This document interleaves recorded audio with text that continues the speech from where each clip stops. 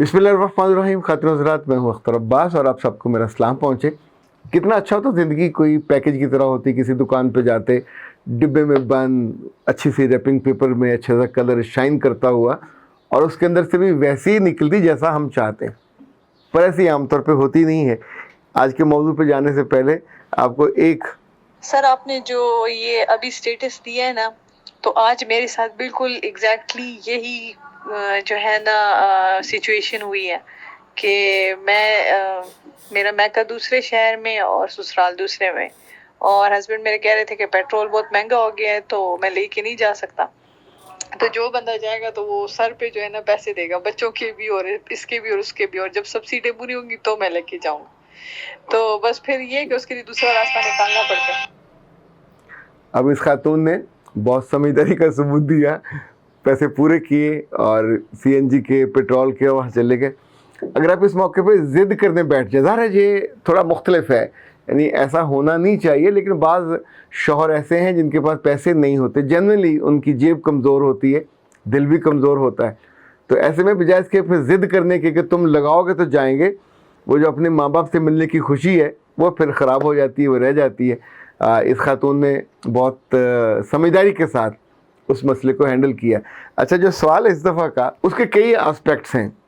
कुछ लोगों ने इस एंगल से पूछा कि अगर जो उनके दोस्त होते हैं जिनके साथ उनका उठना बैठना होता है, उसमें कोई ना कोई ऐसा दोस्त ज़रूर होता है जिसे उर्दू में कमीना कहते हैं, और ये दिखने में अच्छा होता है, शक्ल सूरत अच्छी होती है, खाते पीते होते हैं, उसके पास गाड़ी मोटरसाइकिल सब होगा, लेकिन जब भी दोस्त बैठे होंगे वो आपको डाउन करने का, आपको टॉन्ट मारने का या आपकी बेइज्जती करने का कोई मौका ऐसा नहीं होगा जो जाने ना दे। ये दोस्त इस तरह के स्कूल में भी मिल जाते हैं, कॉलेज में भी मिलते हैं, इवन जिस दफ्तर में आप काम कर रहे होते हैं वहाँ भी मिलते हैं, और जो सबसे बुरा होता है आपके ससुराल में भी मिलते हैं। ये बिल्कुल आपके करीबी लोग हो सकते हैं, कभी कभी ये आपके अपने घरों में आपकी बहन और भाइयों में से एक आध को ऐसा मिल जाता है। लेकिन उससे भी ज़्यादा बुरा वो होता है वो लोग जो मस्जिद में नमाज़ पढ़ने जाते हैं, वहाँ एक ग्रुप बन जाता है, तो कोई ना कोई वहाँ भी एक ऐसा मनफियत का मारा हुआ, उसे आपकी नमाज से प्रॉब्लम हो सकता है, उसे आपकी पजीराई से प्रॉब्लम हो सकता है, उसे लोगों के दिलों में, उनकी आंखों में आपकी इज्जत से प्रॉब्लम हो सकता है। सो इसे हम अंग्रेज़ी में कहते हैं कनिंग। ये हसद रखने वाले होते हैं, ये एक दिल में कीना रखने वाले होते हैं, इनसे आपकी इज्जत बर्दाश्त नहीं होती। सो ये जो भी ऐसा काम, लाइक आपने उन्हें खाने पे बुला लिया तो सब लोग दुआएं देते हुए, माशाल्लाह दस्तरखान बहुत अच्छा और आपकी बेगम ने खाना बहुत अच्छा बनाया, तो ये जाते जाते कह देंगे हाँ नहीं, खाना तो बहुत अच्छा था पर चावल बिल्कुल कच्चे से थे और अगली दफ़ा ज़रा देख लीजिएगा, या किसी एक चीज़ के बारे में, और ये कहेंगे लाउडली। उस मौके पे आप जूता उतार के इनके सर पे नहीं मार सकते, किसी भी मौके पे ऐसे लोगों के साथ ये नहीं किया जा सकता। सो जो सवाल थे वो ये थे कि सर ऐसे जो हमारी ज़िंदगी को ख्वार करते हैं, प्रॉब्लमेटिक होते हैं, हमें टफ़ टाइम देते हैं, क्या इनसे निपटा जा सकता है? क्यों नहीं निपटा जा सकता? ज़िंदगी में बड़े बड़े अथरे जानवरों से निपटा जा सकता है। ये जो अथरे घोड़े होते हैं उनको भी सुधारा जा सकता है। ये जो बैल होते हैं ना, बाज़ दफ़ा बड़े तगड़े ताकतवर, वो उसमें नहीं आते पंजाली में, और हल चलाने पे वो आमादा नहीं होते। आजकल तो खैर वैसे कम हो गए, लेकिन ये कि हर किसी को सुधारा जा सकता है, और सुधारने की फिर टेक्निक होती है। लेकिन इस बात को दूसरा बंदा अगर ना समझ पाए, आप ज़रा इसको देखिएगा कि जिसके साथ ये सलूक हुआ वो पढ़ा लिखा है, वो एक बाइज़्ज़त ख़ानदान से है, तो आपने उसके साथ क्या सलूक किया? उसकी तौहीन की, उसको डिसग्रेस किया, उसको डिग्रेड किया। अच्छा, ना सिर्फ उसकी तौहीन हुई, बल्कि जो उसने अब तक नेक नामी कमाई होती है अपनी कारकर्दगी की बुनियाद पे, अपनी तालीम की बुनियाद पे, अपनी अकल और फ़हम की बुनियाद पे, वो ख़राब हुई। दोस्तों के हल्के में या अजीज़ों के हल्के में, जहाँ लोग उसको उसके हुनर की वजह से, उसकी शक्ल की खूबसूरती की वजह से, कोई हर एक बंदे की अलग अलग पहचान होती है, तो वो पहचान उसके चेहरे पे माथे का झूमर होता है, और आप उसी झूमर को दागदार कर दो, और वो दागदार करो भी बाकी लोगों के सामने, तो जितना इंसान हर्ट होता है, लोग ज़हनी मरीज़ बन जाते हैं, लोगों के रिश्ते वो ख़राब हो जाते हैं, ज़िंदगी की क्वालिटी ख़राब हो जाती है। ये एंटी पार्टी जो एलिमेंट है, इनको हैंडल करने की दो चीज़ें हैं। पहली तो ये कि इनको बिल्कुल आइडेंटिफाई कर लेना कि दिस इज़ अ पर्सन, इसको ये प्रॉब्लम है और किस किस मौके पे ये मेरे साथ ये करता है। कुछ मौके पे आप उसको एक सेफ डिस्टेंस दे सकते हैं, यानी जहाँ बैठें तो आप उसके साथ आई कांटेक्ट ही नहीं करते, उससे बात ही नहीं करते, ये एक तरीका होता है। लेकिन दूसरा तरीका ये होता है स्ट्रेटजी वाइज कि आप दूर होकर बैठने की बजाय सबसे ज़्यादा उसी के करीब होकर बैठें, यानी जो बिल्कुल आपकी रेंज में हो। और ऐसा बंदा या बंदी जब भी कोई बात करने लगे तो आप उसकी शक्ल को ऐसे करके देखें। इनफैक्ट इंसान को हमेशा अपने जो बिल्कुल साथ इमीडिएट बैठा होता है उसके हाथ से भी डर होता है, और साथ एक ये भी होता है कि ये मेरे पास बैठ के अगर इसने फौरी तौर पे तरदीद की तो मेरे जो लफ्ज़ हैं वो बेवकूफ़ हो जाएंगे, हालांकि उसने ढूंढ के कैसी बात निकालनी होती है। तो आमतौर पर बंदा दूर बैठने वाले को ज़्यादा टॉन्ट मारता है।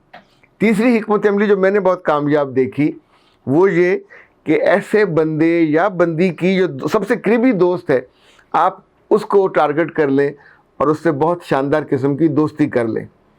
ख़ानदान में हो तो भी, कॉलेज यूनिवर्सिटी में हो तो भी, वर्क प्लेस पे हो तो भी। अच्छा, उस पर जो टाइम की इन्वेस्टमेंट है, उस पर जो तोहफे तहफ़ की इन्वेस्टमेंट है, it works, it always works. और उस गुफ्तगू में आप उस बंदी या बंदे के बारे में कोई ऐसी बात नहीं करेंगे, बल्कि कभी तारीफ़ करनी हुई तो वो कर दीजिए।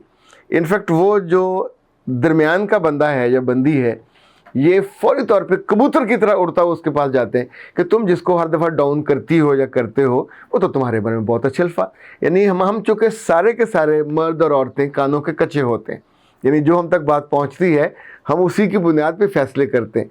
बहुत मुमकिन है पहले किसी ने उसके कान में आपके बारे में बुरी बात डाली हो, तो अब जब आपने इन्वेस्टमेंट के तहत दिल में उतरने के लिए, पजीराई के लिए एक टारगेटेड एफर्ट करनी शुरू की है, अब वहाँ हमला कर रहे हो जो उसके लिए वीक जगह है, और वहाँ से टीस नहीं उठेगी, वहाँ से दर्द नहीं उठेगी, एक मीठा सा एहसास होगा, वो फ़ौरन जाके उसको बताएगा।